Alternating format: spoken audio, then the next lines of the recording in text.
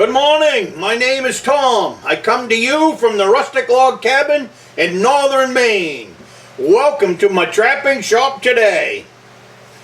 We are in the middle. Bear season just opened up here September 1st for bear hunting, so I want to say we're right in the middle of it. I have 2 months of bear season, September and October, and we also have November, but I really don't count November. That's deer season. But right now, I think this is number 10. I'm pretty sure it is number 10. And what I want to talk about today, just shortly, is and I'll get into this more in the next video. Strategies. I'll never be able to cover them all here today, so I'm not even going to try. Strategies for bear hunting. At least the way I look at things. I don't always. I kind of think out of the box when it comes to a lot of the stuff that I do. But anyways, this is the way that I do things and the things that I keep in mind. So if you're new to getting into bear hunting, you're thinking about giving it a try, that's what this video is about, and this whole series has been about. I brought you guys from the very beginning right through to you're going to see the highs and you're going to see the lows. And I am also videotaping my way into the bear baits as I've been refilling and restocking all of that stuff. So like I said, you're going to see the highs, you're going to see the lows. You don't know and I don't know how this season's going to end. So we'll see what happens. You know, I've done everything that I can do. It's all up to the bears now. I know there's one in the area. I did some scouting the last couple of weeks, about a mile away. It's in the blackberries right now. Thank goodness the blackberries have finally gone by. So that's one less food source out there for the bear. So let's see what happens, you know. And yesterday while I was out there, what I'm doing is I'm blazing in another trail down to Beaver Creek. I've got probably another 100 yards to go and I'll be right on the shore of Beaver Creek. Nothing major as far as cutting. It's a big old chop and I just got to kind of find my way through it. But anyways, I've worked my way down to that Beaver Creek and I'm going to try to go, I want to go left and right. If I go right, it'll take me closer to my cabin, and eventually I would like a trail that goes right along the side of Beaver Creek, right back to my cabin. We'll see. You know, it's wet ground out there, so we'll see what happens. I'll probably be working on that next winter when it comes to the with my snow dog, stuff like that. But anyway, getting back to it's 5 different strategies, and I'm not going to cover them all today. But one of the real important strategies is placement, and the other one is windage. You know, let's see, another one would be safety. You got wind, you know, and persistence. Persistence is probably as important as windage. So I'm going to try to talk on persistence right now and windage, and we'll get into the other 3. There's 5 topics to my kind of strategy anyways. But and this persistence, it plays out in everything that you do. I don't care if you're fishing or if you're deer hunting or bear hunting or whatever, it doesn't matter. Don't get discouraged. Don't get discouraged. You're going to have highs and you're going to have lows. During the highs, that's really good to stay on top of everything. It's easy because you're excited. Have some coffee.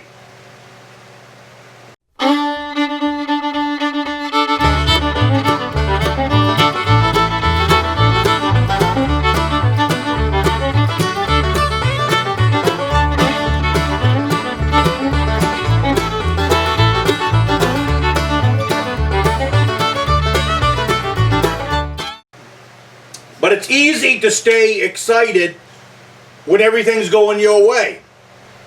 It's not so easy to stay excited in the lows. But you still have to maintain that very high persistence. Without it, you've got nothing. You know, keep filling your baits. Keep tending your baits. Keep prepping your stand. keep studying, keep scouting. Don't and don't give up on an area too quickly. If there's a lot going on in the woods all the time.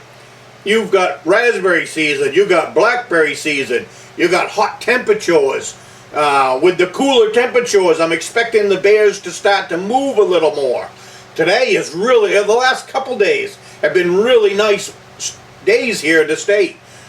September can still be a warm month here in the state of Maine, but the temperatures at night have been cooler. So I'm expecting animals to move more.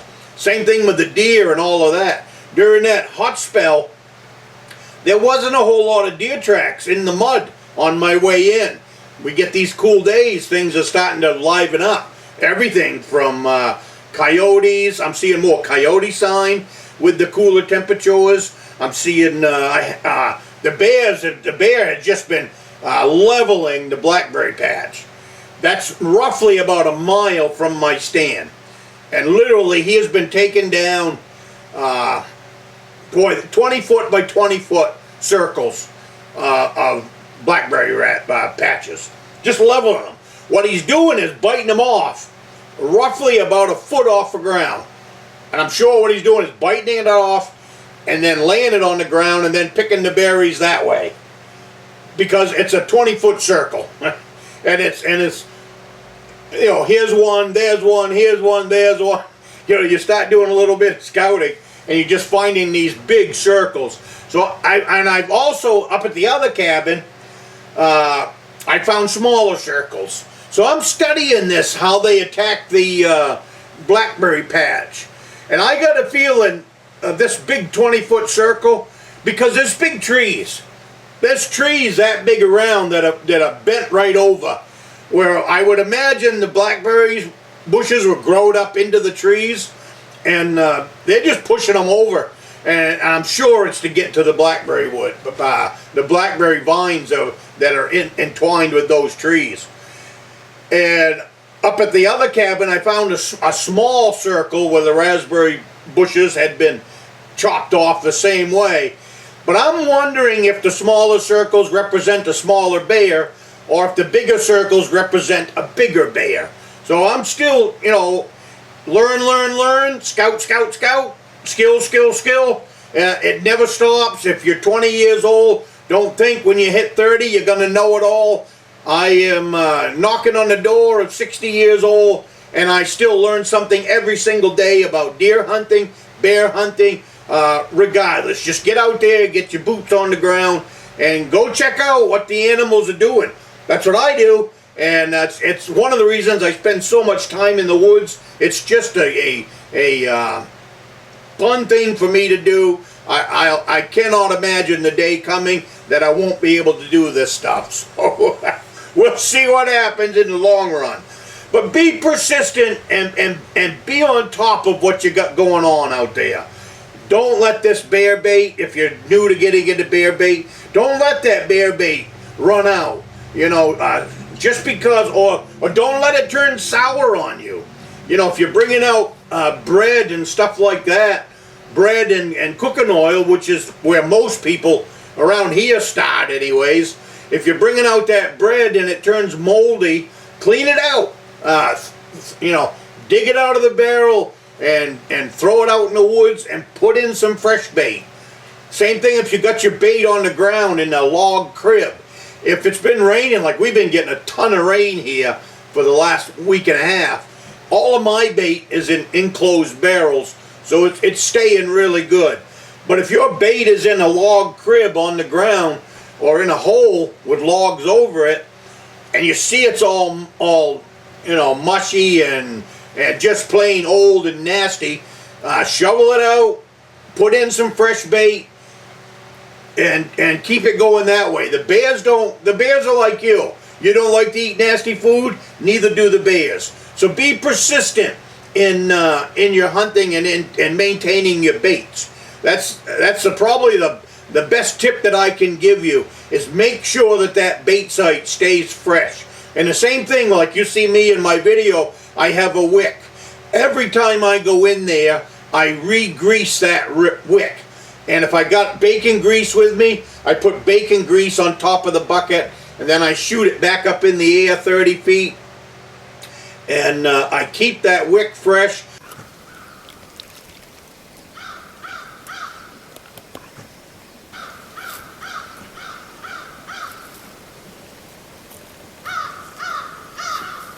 You'll see, I'll put it in this video. I have about a ½ gallon spray jug that's filled with juices and stuff like that. I don't really have a recipe for it. It's maple syrup, it's berry juice, it's blueberry, it's all kinds of juice smells that I spray on all the trees around the bait.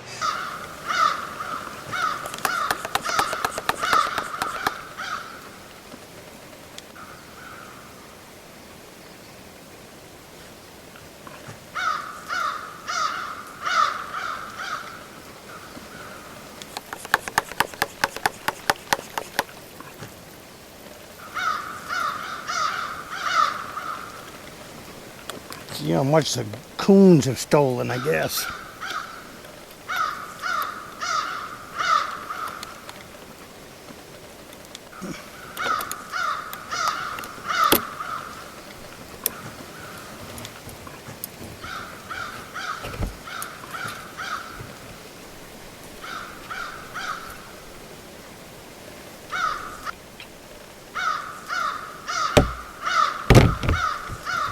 Did you see?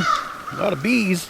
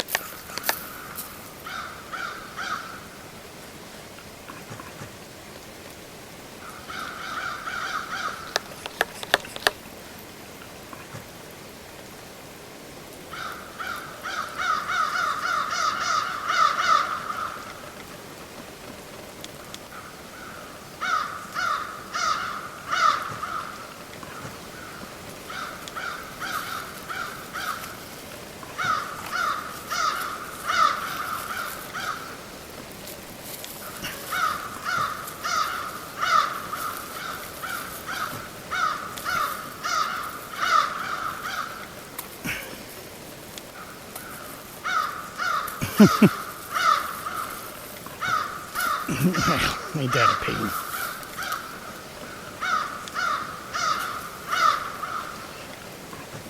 I freshen up absolutely everything when I go in and check my bait. And, you know, that's part of being persistent. Get in there, take care of your bait, and then with any luck, you will have a bear coming in, and you'll end your season on a high note. Like I said in the very beginning, you know, 10 videos ago, we're going to have highs and we're going to have lows. So enjoy your bear hunt. I hope that these videos will kickstart some of you guys' career in bear hunting. It is as much fun, if not more fun, than deer hunting. They both go hand in hand. When you start your bear hunt in August, when you start baiting, your hunting season has begun. Instead of waiting until November, you're way back in August, getting your boots on the ground and getting out in the woods. How much better can it be than that? You know what I mean? So you're starting to play with your rifle because your bear season is upon you, and then you work your way through bear season, and boom, you're in deer season. And right there in the middle, October, you know, most people that deer hunt, they bird hunt too here in the state of Maine. So right there in October, you'll be hunting for your partridge. So your hunting season, as far as carrying a rifle, can go from September 1st right into the muzzle loading season. So that gives you a great opportunity to be out in the woods and be hunting if you love to hunt. So have a cup of coffee with me. So I really hope that these videos will kickstart any of you that want to start. I got to take a drink of coffee. I really hope that any of these videos in this series will get you kick-started onto a bear hunting career. We're going to keep this series going. I'm back on building the second hunt shack, so I'm going to start up another series right now, Deer Hunting 2022. And then we're going to have them running side by side. Right now with the bear, the videos will be too much alike because it's just checking bait, filling buckets, and all of that. I will be bringing a camera along with me up in the tree stand. I'm actually building a bracket for it, hopefully this weekend, along with building the meat pole, building a bracket for my video camera so I can have that setting right beside me. And if we have any luck at all, I'll be able to reach over, hit the switch, turn the camera. Camera will be on anyways, at least during the good hour, the golden hour. And then hopefully we can videotape this bear coming into the bear bait. So let's see how the season plays out, and I will see you next week.